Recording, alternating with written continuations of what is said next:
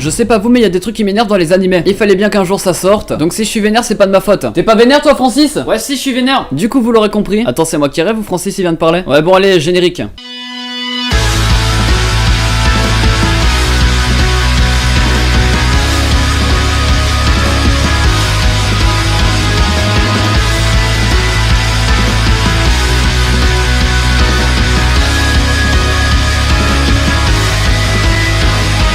Hey, salut à tous les gens, c'est Rushmanga. Aujourd'hui on va parler de trucs qui nous énervent dans les animés. Comme d'habitude, si la vidéo t'a plu, n'hésite pas à lâcher le petit like qui fait toujours plaisir. Et pour une potentielle prochaine vidéo, n'hésite pas à dire en commentaire pour toi quel est l'anime le plus malaisant. Et bien sûr là je parle pas de votre anime préféré le plus malaisant, je parle bien sûr du plus malaisant que vous trouvez. Bon allez, j'ai pas envie d'attendre plus longtemps, on va commencer à parler des trucs qui m'énervent. Bon, enfin techniquement c'est vos trucs parce que c'est vous qui avez choisi, mais quand même. La censure, c'est une pratique qui a été apparue pour la première fois en moins 443. Ouais bon, ça on s'en fout un peu. Déjà le terme censure, je comprends pas pourquoi elle apparaît dans les animés. Parce que si tu veux faire ça, autant pas faire l'adaptation manga. Ou alors c'était même une erreur qu'on a vue dans les adaptations de jeux vidéo. C'est le cas pour Danganronpa, un animé qui malgré que soit épouvante horreur etc a été censuré, c'est pour ça que dedans on peut voir du sang rose. Bon je vais le redire au cas où vous avez pas compris, on peut voir du sang rose. Ok très bien, ça choque que moi. Bon c'est soit ça, soit des carrés noirs, du coup il y a quand même des préférences. En gros le but c'est de faire passer un animé qui est normalement déconseillé à un certain âge à un animé tout public, comme ça il peut toucher un maximum de monde et toucher un maximum d'argent. Mais genre c'est quand même ultra chiant, c'est comme si là tout de suite je mettais un carré en plein milieu de la vidéo et comme par hasard derrière ce carré en fait il y avait mon numéro de carte bancaire. À vous t'as le seum un peu là. Je vais passer à autre chose parce que sinon je vais m'énerver pour rien. Ouais je sais que je suis pas crédible. Moi ce qui m'énerve dans les animés c'est le nombre d'épisodes. C'est vrai que pour certains si vous avez pas commencé assez tôt, je vais plutôt vous décourager. C'est le cas pour One Piece par exemple, qui est un animé que j'apprécie énormément, qui à l'heure où je fais la vidéo 827 épisodes. Si on part de la théorie que chaque épisode font 20 minutes, et bah vous aurez environ 276 heures de visionnage. Pour ceux qui ont toujours pas commencé, bonne chance. Mais sinon c'est le genre de problème qu'on peut retrouver dans les gros shonen, comme Naruto par exemple, et bien sûr plein d'autres que je ne vais pas citer. Mais en soi c'est pas un truc qui énerve vraiment, c'est juste que c'est un petit détail qui peut facilement nous décourager à regarder l'animé. Donc si vraiment vous avez l'envie, je vous conseille vraiment de commencer. Là on parlait dans le cas où il y avait beaucoup trop d'épisodes, mais ça arrive souvent où il n'y en a pas assez. Et là bien sûr je pourrais notamment en citer un comme Mekaku City Actor, qui le problème ne vient pas forcément du nombre d'épisodes, mais surtout du nombre de détails qu'il y a dans l'animé, parce que faire 12 épisodes c'était vraiment très court, ils auraient pu approfondir quelques personnages etc. Et bien sûr c'est pas le seul, c'est tous les animés où il y a beaucoup de personnages et très peu d'épisodes, souvent ça revient comme ça.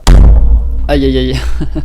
Pour ceux qui se sont demandé, je me suis cogné. Bah oui mais ça aussi ça me vénère en fait. Un truc qui est aussi saoulant c'est le fanservice qui est trop utilisé. Enfin après on peut chacun avoir son avis, voilà.